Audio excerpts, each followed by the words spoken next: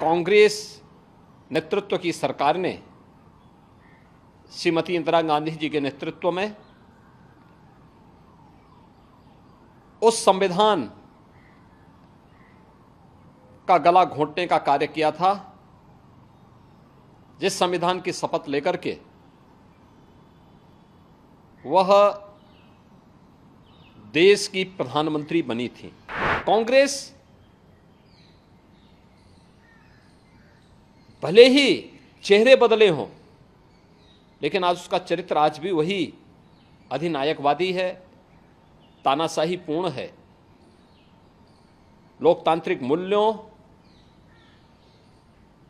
और संवैधानिक संस्थाओं पर आज भी उसका विश्वास नहीं है।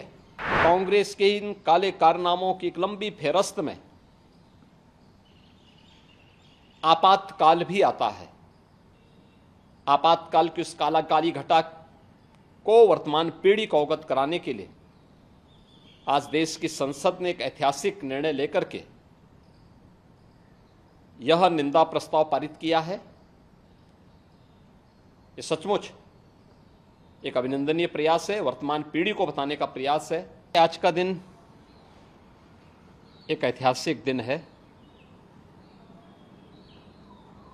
दुनिया के सबसे बड़े लोकतंत्र भारत की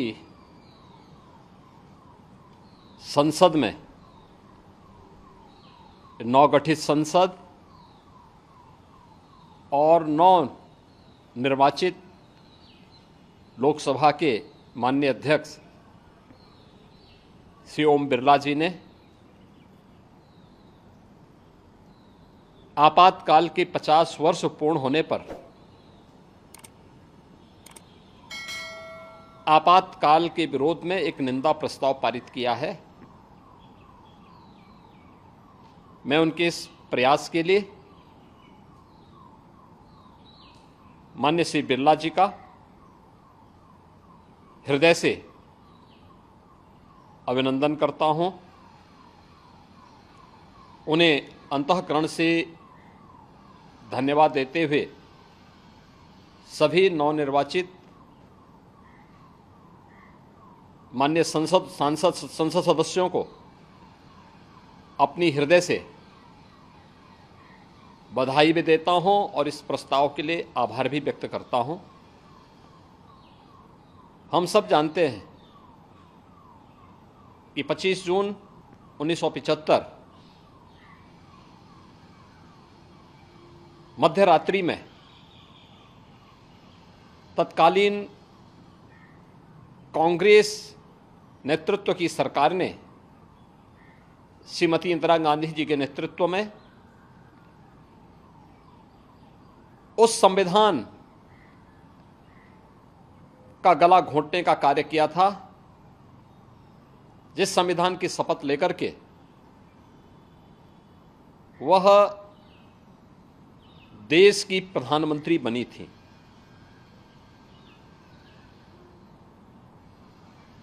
यह न केवल संविधान का गला घोंटने का उनकी कुत्सित प्रयास थे, बल्कि एक प्रकार से लोकतंत्र की हत्या करने का प्रयास था। 50 वर्ष बीतने के उपरांत कांग्रेस के इस काले कारनामों को जनता तक पहुंचाना आवश्यक है। आज भारत की संसद ने वही कार्य किया है, क्योंकि कांग्रेस का वर्तमान नेतृत्व जिस तरीके से देश की जनता को गुमराह कर रहा था, संविधान के नाम पर, आरक्षण समाप्त करने के नाम पर, इसके लिए उनके काले कारनामों से देश की जनता को अवगत कराना अत्यंत आवश्यक है। और आज भारत की संसद ने वही ऐतिहासिक कार्य किया है। कांग्रेस भले ही चेहरे बदले हों, लेकिन आज उसका चरित्र आज भी वही अधिनायकवादी है, तानाशाही पूर्ण है। लोकतांत्रिक मूल्यों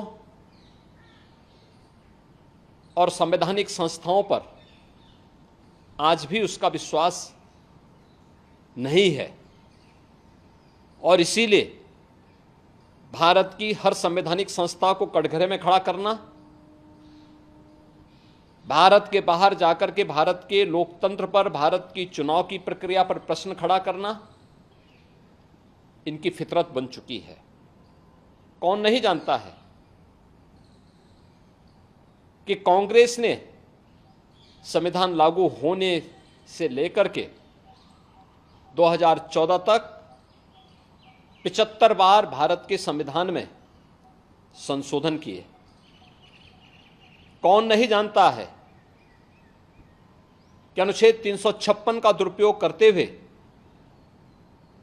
90 बार कांग्रेस ने विभिन्न राज्यों की सरकारों को, लोकतांत्रिक तरीके से चुनी गई सरकारों को बर्खास्त करने का काम किया था।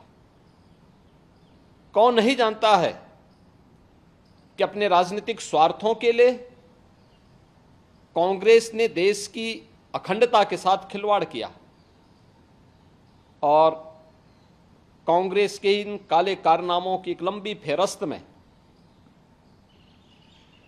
आपातकाल भी आता है। आपातकाल की उस काली घटा को वर्तमान पीढ़ी को अवगत कराने के लिए आज देश की संसद ने एक ऐतिहासिक निर्णय लेकर के यह निंदा प्रस्ताव पारित किया है।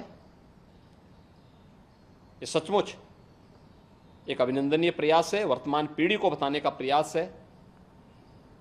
मैं नवगठित संसद और नवनिर्वाचित लोकसभा के माननीय अध्यक्ष श्री ओम बिरला जी का इस साहसिक कदम के लिए हृदय से अभिनंदन करता हूं। सभी नवनिर्वाचित माननीय संसद सदस्यों को हृदय से बधाई देता हूं और विश्वास व्यक्त करता हूं कि वर्तमान पीढ़ी को हमारी देश की संसद इसी प्रकार से इतिहास के अलग अलग कालखंड में देश के साथ किन लोगों ने किस प्रकार का व्यवहार किया है, इससे अवगत कराने का कार्य अगर भारत की संसद करेगी तो भारत की वर्तमान पीढ़ी न केवल उनकी प्रति कृतज्ञ होगी बल्कि उनका मार्गदर्शन प्राप्त करते हुए एक नए भारत के निर्माण में अपना योगदान दे